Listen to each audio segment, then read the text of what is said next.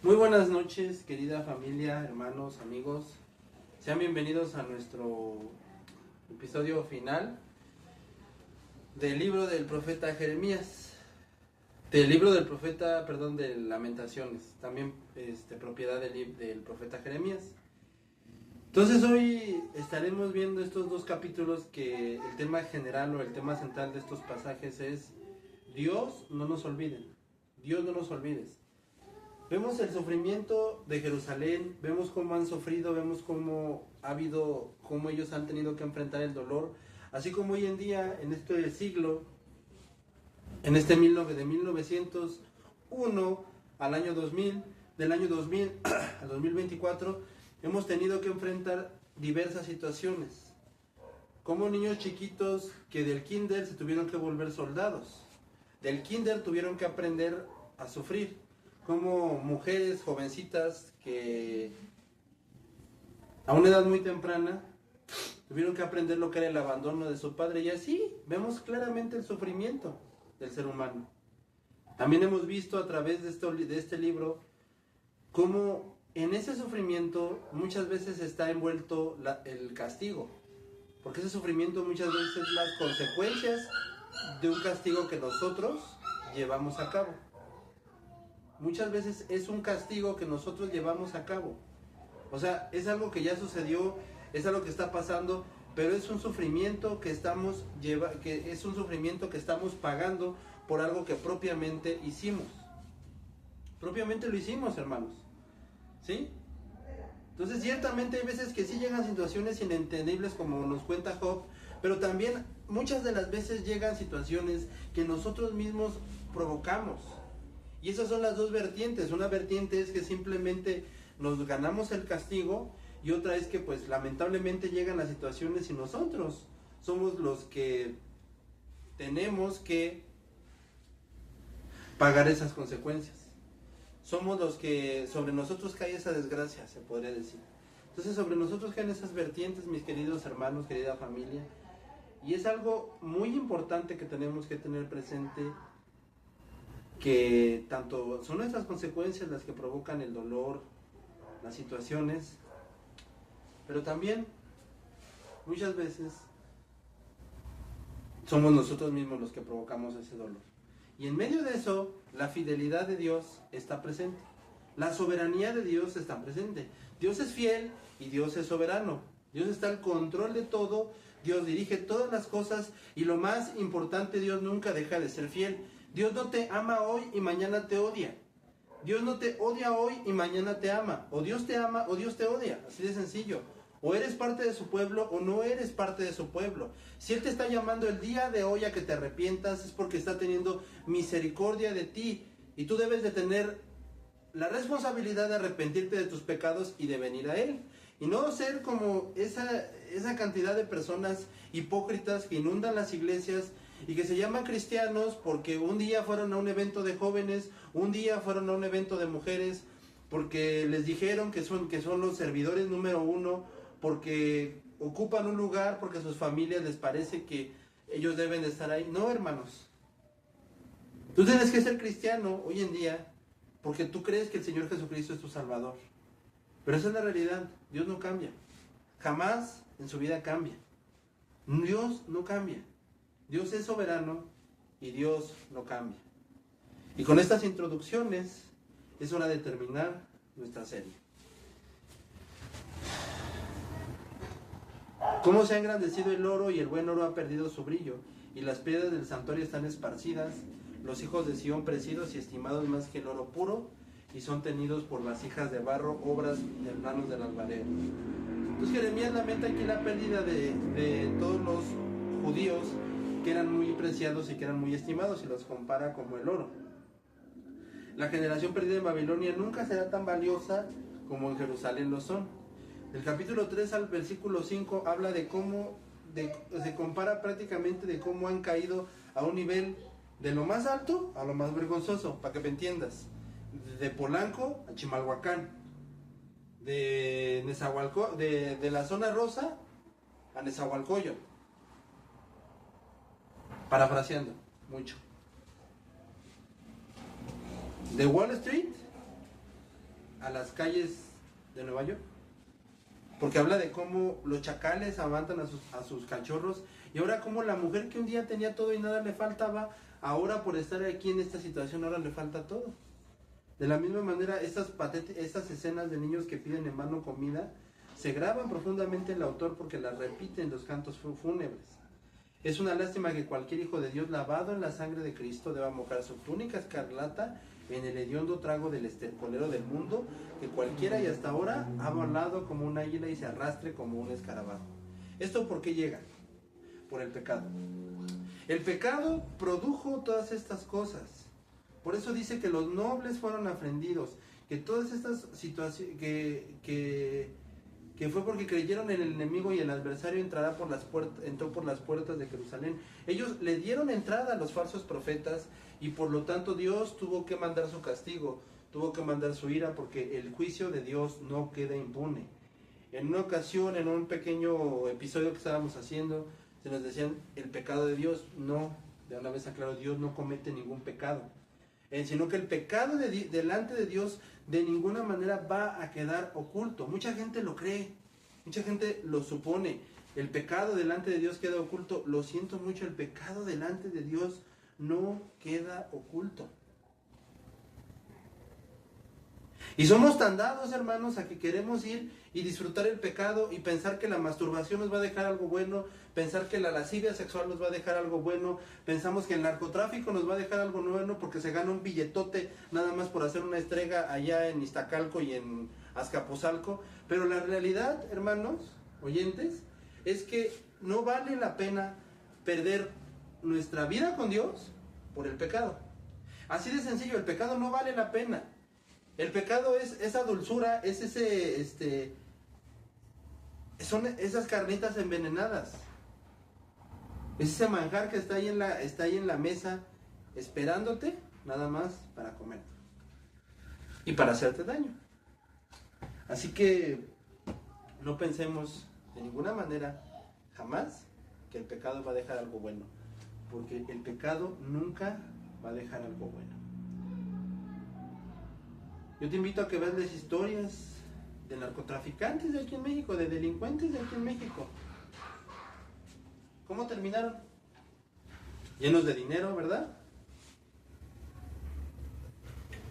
Llenos de casas en Acapulco, en Mazatlán, y llenos de balas. Y muchos de ellos en el infierno. Y yo te pregunto si en el infierno les sirvió de algo su dinero.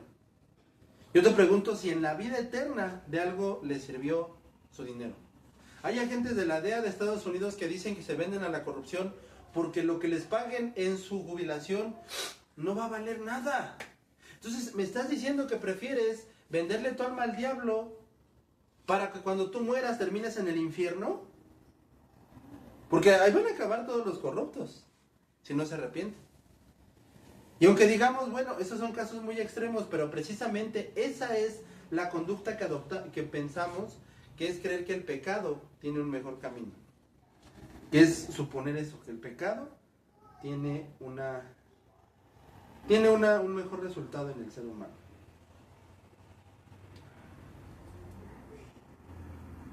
Jeremías no deja de suplicar que esto quede entendido en nuestros corazones, así como hoy suplicamos que quede entendido en tus corazones, que el pecado de Dios nunca va a quedar, el pecado delante de Dios nunca va a quedar impune. Y ni siquiera los que atacan al pueblo de Dios quedan impunes. Porque estos enemigos tienen que recibir su justo juicio. Nadie se queda sin castigo. Los judíos hicieron lo que hicieron y recibieron la ira de los babilónicos. Y Dios nos muestra que también ellos iban a recibir la ira de los babilónicos. Aún,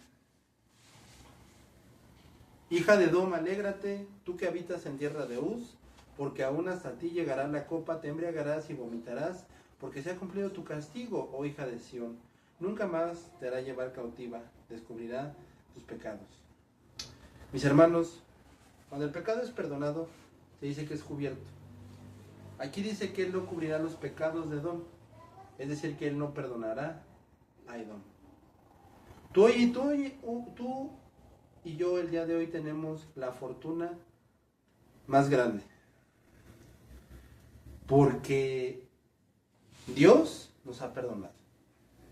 Dios el día de hoy te está dando el perdón. Hoy tú estás, así te lo planteo, estás como un médico, como un enfermo en calidad terminal, y Dios está como ese médico diciéndote, ríndete ante mí. No tienes hoy otra salida más que Cristo, hermano. Y esto nos lleva al capítulo final. Este capítulo consta de exactamente 22 versículos. El número de las letras del alfabeto hebreo ya no se observa la forma acróstica, y quizás algo tan técnico no se consideró adecuado y en agonía. ¿Por qué? Porque realmente cuando es un lamento no es mecánico. Hay quienes dicen, una de las preguntas más tristes, decía J. Packer, que la gente puede hacer es, ¿cómo oras? Bueno, mira, hermano, tú nunca puedes preguntarle a alguien cómo ora, y es una pregunta triste, porque hacer este tipo de cuestionamientos, te lo digo tristemente, es querer volver a la oración una mecánica. Y la oración nunca puede ser una mecánica. La oración tiene que ser un clamor hacia Dios. Vas con Dios, así como vas con el psicólogo, el que va con el... Bueno, es un ejemplo, es una paráfrasis. Y derramas tu corazón. Y como tantas veces se los he dicho, es lindo tener personas con quien derramar el corazón. De verdad. Pero a quien nosotros le derramamos y le decimos, me siento así y asado, es con Dios. Y está bien hacerlo con los demás, con gente de confianza. Está bien hacerlo, no hay ningún problema. Pero la parte más importante es hacerlo delante de Dios. Este poema final es una apelación de dolor a Jehová, hablando en nombre de toda la nación de Israel. Jeremías pidió a Jehová que lo recordara. Ya hemos visto previamente cómo el pecado va a venir, la justicia va a venir, pero aún así, Padre Santo, acuérdate de nosotros. Mira, lo más importante cuando se habla del juicio y del pecado no es decir, te va a caer el palazo, no es agarrar y decir, ahorita Dios va a venir con un bate, órale, hijo de la... No, lo más importante es entender que Dios nos está dando la misericordia. El juicio nos debe de llevar a entender que Dios te está dando la misericordia. Que Dios te está diciendo, que le estamos pidiendo a Dios que nos recuerde. Entonces esto describe la desolación real, hablando de la aflicción de todas las clases de personas, mujeres, doncellas, príncipes, ancianos, jóvenes, niños, y el dolor consiguientemente prevalece, reconoce que esto es el lugar del pecado. Y en última palabra breve pero contundente, ora a Jehová para que la gente vuelva hacia Él. Eso lo introduce mediante una declaración de su confianza en la entonación perpetua de Jehová. Vuélvenos a ti, oh Señor, y seremos convertidos. Regrésanos a ti, Señor, y nos convertiremos a nuestro camino. El que Cristo esté en nosotros, eso no nos lleva a vivir una vida religiosa. Y jamás en las vidas nos debe de llevar a vivir una vida religiosa o sectarista o emocional. Nos debe de llevar a vivir una vida para Dios. Ese es el punto de vivir el cristianismo, llegar a vivir una vida para Dios. Y la última palabra de las lamentaciones fue un lamento de angustia existente en ese momento. Pero tú nos has rechazado por completo, estás enojado contra nosotros. ¿Estaba enojado Dios? Claro, pero sabemos que hay una esperanza. Hay una esperanza, mis hermanos. Dicen ellos que al egipcio y al asirio le extendieron las manos, que su agua vivieron por dinero, huérfanos son sin padre, porque Segunda de Reyes y Jeremías 39:10, la mayoría de los que quedaron en Judá eran muy pobres. Y al egipcio y al asirio le extendieron las manos. Ellos suponieron que los judíos, que los asirios y los egipcios les iban a ayudar, y nunca les ayudaron. Jeremías entendía que toda la calamidad vino sobre ellos a causa de su pecado. Por esto fue entristecido nuestro corazón. El pecado trajo juicio y debilidad del corazón, que trajo calamidad sobre nosotros. Y terminamos con esto: vuélvenos, oh Jehová, ante ti. A pesar de sentirse olvidado por Dios, Jeremías representa ante el pueblo una manera apropiada y comprendía que su única esperanza era clamar a Dios por el don del arrepentimiento. Jeremías sabía que ni siquiera tenía el poder de arrepentirse adecuadamente.